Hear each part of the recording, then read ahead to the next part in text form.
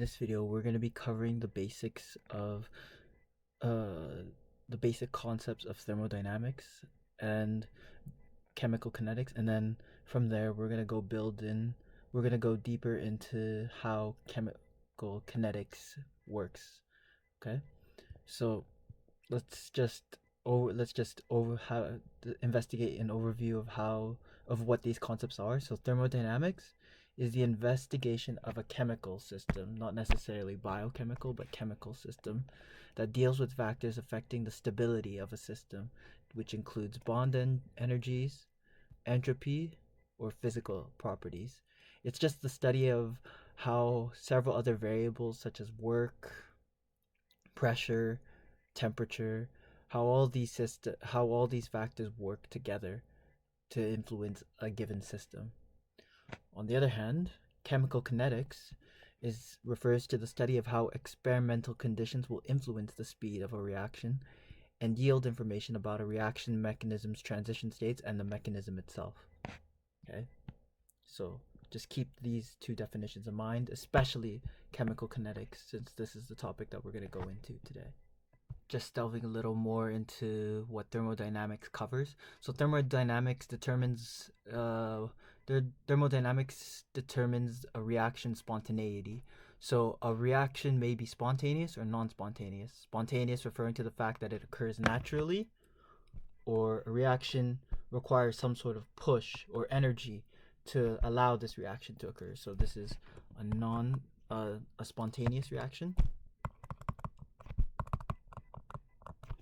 Let's say this is the reactants, and these are the products. We say that this is occurring naturally, right? Because the reactants, or the system as a whole, is working to go from a point of instability to stability, okay? And on the other hand, if it's the other way around, we consider, if it's going from a point of stability to instability, we consider this reaction to be non-spontaneous, where there's energy required, that energy is input into the system, making it more unstable, okay? Or making the products more unstable relative to the reactants. Okay. These are just some examples of spontaneous reactions.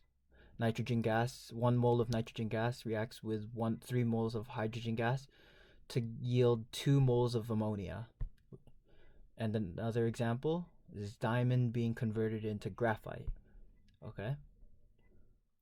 So if we move on, this is another diagram that explains the relationships between kinetics and thermodynamics. As I explained before, kinetics involves studying the speed or rate of a chemical reaction, whereas thermodynamics investigates the relative stability between the reactants and the products. Okay. So there can be some kinetic measurements are used to provide insight of the mechanism of complex reactions, and kinetics explain why some reactions are slow or some reactions are fast. And the rate of some reactions show temperature dependence, meaning that the rate of reactions of some reactions rely on the temperature that facilitates this reaction. Okay. So there are some key questions that we want to keep in mind as we go through chemical kinetics. So how is energy released in a reaction used in the products? And what can we learn about the detailed molecular mechanism from the transition structure? Okay. These are the factors that affect reaction rates or speeds, which includes the concentration of the reactants, the temperature, catalysts, which are just substances used to speed up the rate of a reaction, the surface area of solid reactants. I'll just clarify that here. And the nature of chemical reactions. Okay. Moving on, let's consider a rate of a chemical reaction. So let's consider a reaction. A is converted to B. So the most common way to find the rate of reaction is to find the change, or represented by delta, in a concentration of a reactant or product with time. So the rate of a chemical reaction equals the change in concentration over the change in time, which is equivalent to delta concentration X over delta T, which is equivalent to moles per liter per second. These are just two ways to express this equation here. Moles per liter per second, or with an inverted script, superscript. Okay? So we can see here that the concentration of A, or the reactant, and the concentration of B, the product. At T equals 0, there's no B, only A, right? So at T equals 0, time in seconds, right? There's only the concentration of A.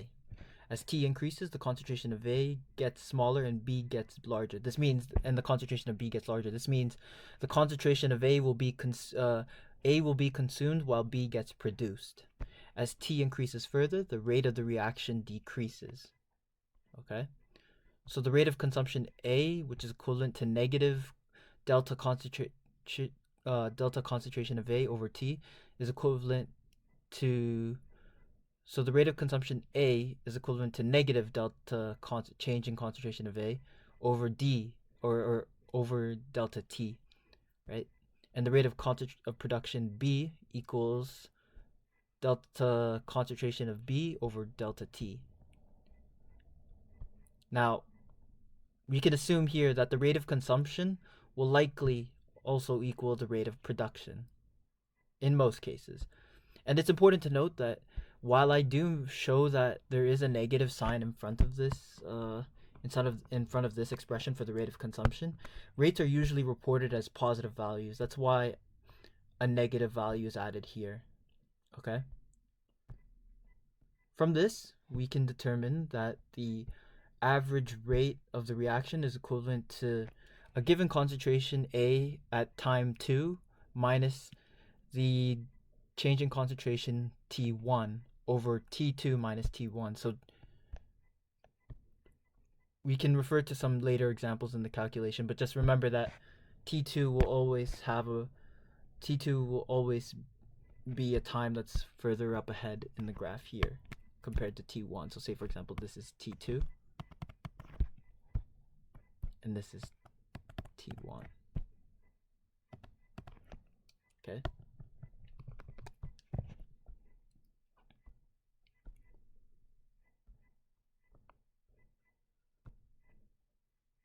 So let's say, for example, we want to determine the average reaction rates. So let's say, for example, this will be T2, this will be T1. Now remember that average rate of reaction equals concentration of A over T2 minus concentration of A T1 over T2 minus T1. In this example, I use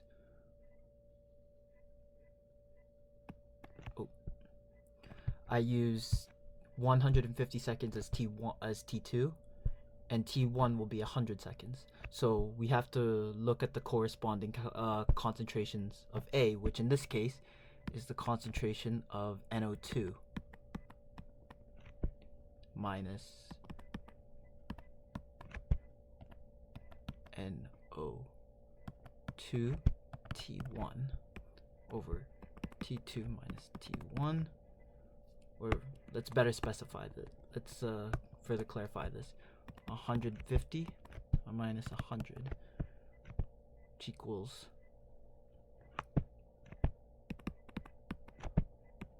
minus 100 seconds, right? So we can see here that the concentration here for at 150 seconds, the concentration of NO2 is 0.005, right? 0.0055 minus 0.0065, right?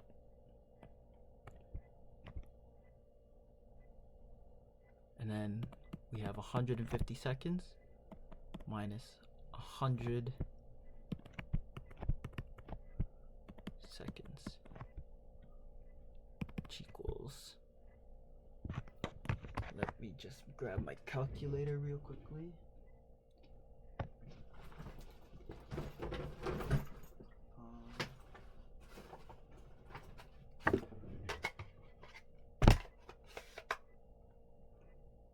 0.0055 minus 0.0065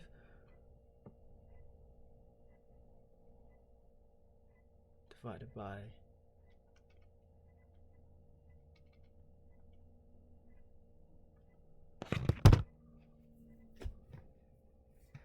which equals, if we plug in all the values, we'll get negative 2 times 10 to the negative 5 molar concentration per second. Remember that rates are expressed as positive values, so this would technically be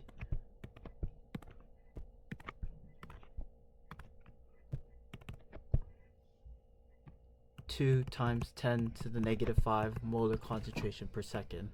Okay?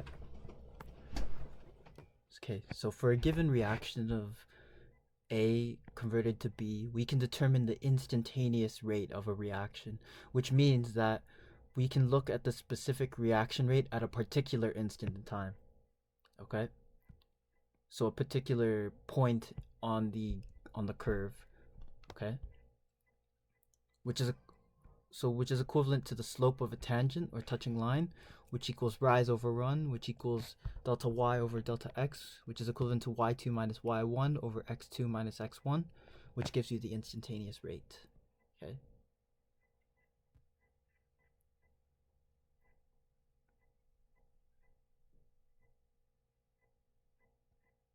So there are several ways we can physically measure the rate of a reaction.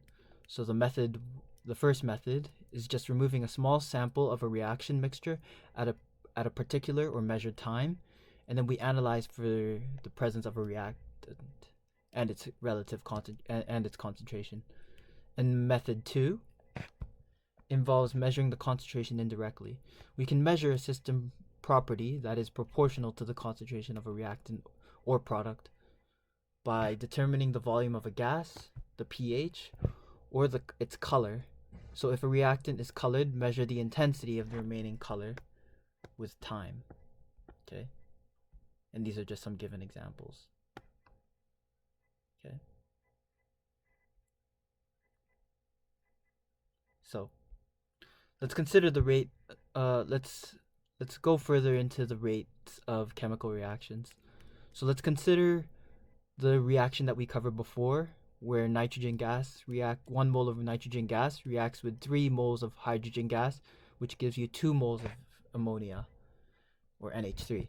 If we measure the rate of consumption of N2 and H2, we would get different rates. So 1 mole of N2 reacts with 3 moles of H2. Therefore, the rate of the reaction of N2 would be a third of the rate of H2. So to have all rates equal to each other, we have to cancel out the coefficients. Okay, so rate is equal to the negative concentration of negative change in concentration of N2 over delta T, which is equivalent to the which is equivalent to minus 1 over 3 times the delta concentration H2 over delta T. Okay, which is equivalent to 1/2 of the change in molar concentration of NH3 over T. Notice that I use the negative sign here to make sure that we signify this as rates of consumption for the reactants here, okay? So from this, we understand that the general reaction and overall rate for any given reaction, the coefficient A of molecule A plus the coefficient of B times D times B, which will convert to coefficient of C times C, molecule C, plus coefficient of D times D. You'll get the overall rate, which is equivalent to the overall rate, which gets you this equation here, right? Similar to what I described with the reaction shown above. So this is just the generic formula for any given reaction. This is what we refer to as the differential rate law. Okay. Now, it's important that we keep in mind that rates can only be positive. Okay. Keep in mind too that some chemical reactions may be reversible, and after some time there will be enough product that the reverse reaction will become significant. So the change in concentration depends on both forward and reverse reaction rates. But I think for the purposes of general chemistry too, I think you only need to consider reaction rates under conditions where reverse reactions are considered negligible. We've discussed. Let's go through some examples. So just going through this reaction again, we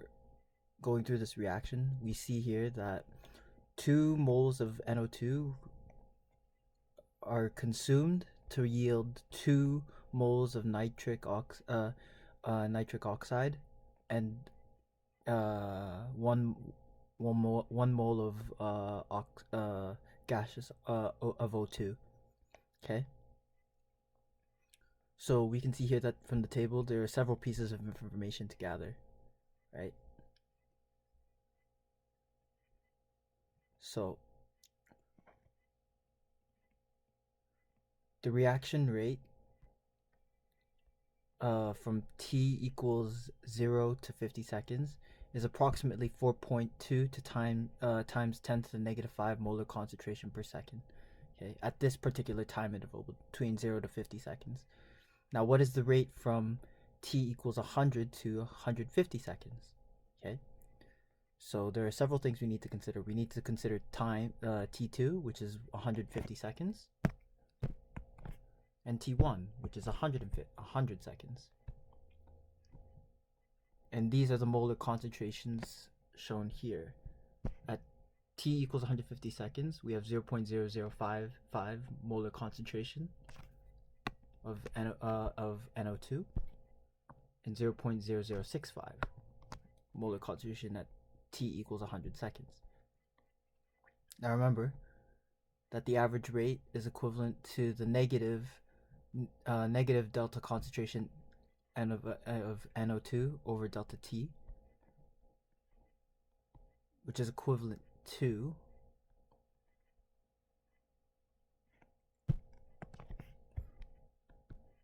NO2, the change in concentration, the concentration of NO2 at T2 minus the concentration of NO2 at T1 over T2 minus T1, which is 0.0055 minus 0.0065 over 150 seconds minus 100 seconds. It's essentially just the same number that we've got before with the same units, moles per liters per second, or molar concentration per second.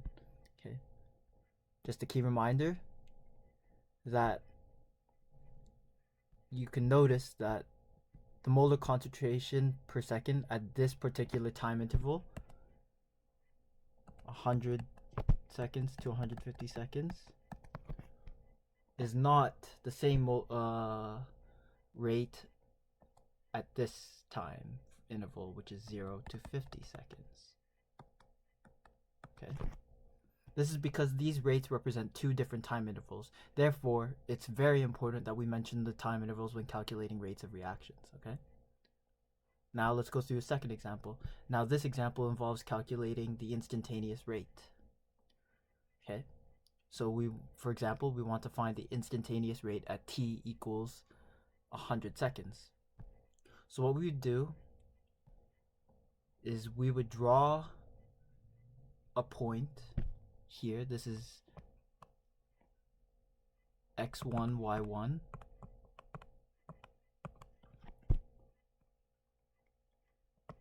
And x2, y2, right? So we see here that this is the relative points. So this is x1, y1. Okay.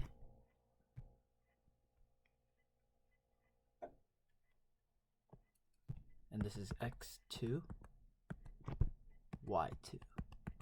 Okay. Right. So essentially what we did was we drew a slope from the curve or the tangent, and we used the formula for instantaneous rate to find the instantaneous rate. Okay. So instantaneous rate equals change in x over change in y. No, sorry, my bad. Change in y over change in x, which is equivalent to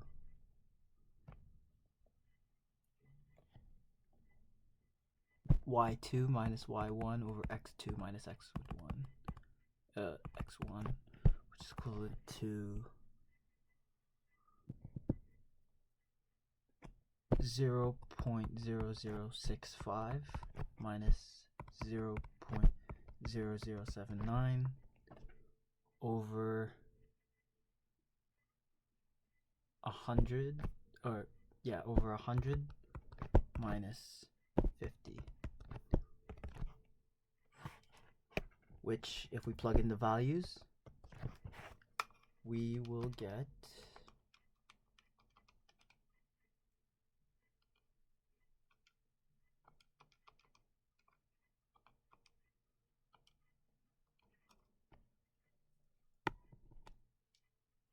approximately, or exactly, negative 2.8 times 10 to the negative 5 molar concentration per second, which is actually just 2.8 times 10 to the negative 5 molar concentration per second. This is the rate at which NO2 is being consumed. Okay, that's the instantaneous rate.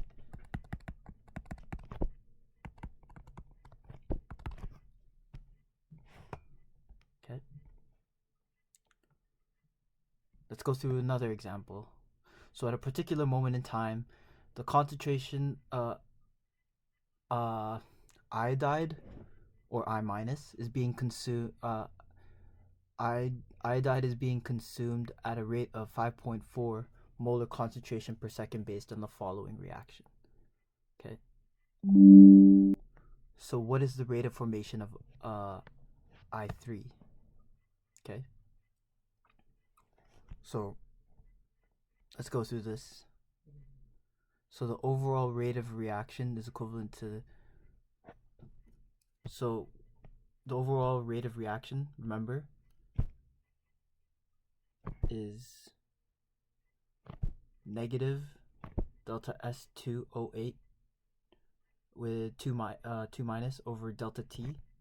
This is a reactant because we know this is being consumed, right? Same with this reactant here. These are both being consumed. 3 moles of iodide, which is equivalent to a change in concentration of I3 over delta I underscript 3 delta T, which is equivalent to 1/2 of SO4 2 minus over delta T concentration. Okay, so these are the reactants. These are the products. Notice here that there are coefficients used here as well, right? Because remember from the differential rate law that A plus B which goes to CC over plus DD. From this expression, from this reaction, we know that the overall reaction rate for any substituent is equivalent to negative 1 over A times A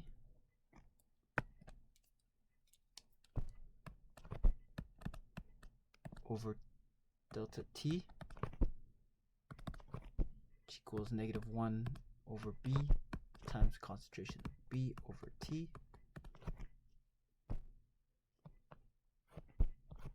which equals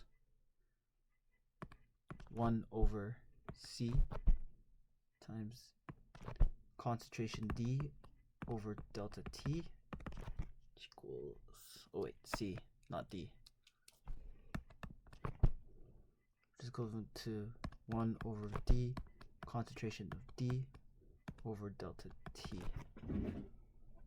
Okay? So in this case, if we if we apply this formula, we can see here that this is what we get. Okay? Oops. Not here.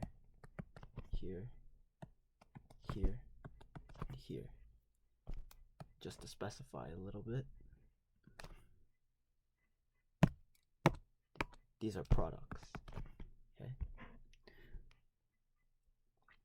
So the question asks the rate of formation of I3, right? So we can see that the rate of consumption for I minus is equivalent to 5.4 molar concentration per second for a given time at delta T, right? Therefore, 1 over 3 times the value found here is equivalent to the concentration of I3 minus over delta 3, over delta T.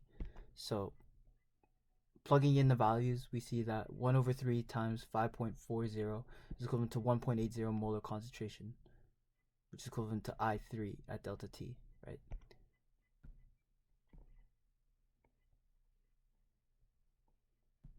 Now, moving on to the next question, what is the rate of formation of SO42 minus? So a similar formula applies here, right? Given that we only have information on the consumption of I, right? We have a similar scenario, but remember that we also have to consider the fact that there is a coefficient here, right? There wasn't a coefficient for I3, but there is a coefficient for 2SO4. Okay. Oh. So we just similarly apply the numbers. So the number that we got from here for the products, we apply here, right? So to isolate for this, for the rate of production of SO42 minus, or rate of formation, the rate of formation of SO42 minus, we need to isolate by removing this coefficient here. So we essentially just use algebra, multiply both sides by 2, which cancels this out. You're left with 2 times the rate of formation of I3 minus, which is equivalent to 2 times 1.80 molar concentration per second, which equals 3.60 molar concentration per second. So this is the rate of formation of SO4 2 minus over delta T. Okay.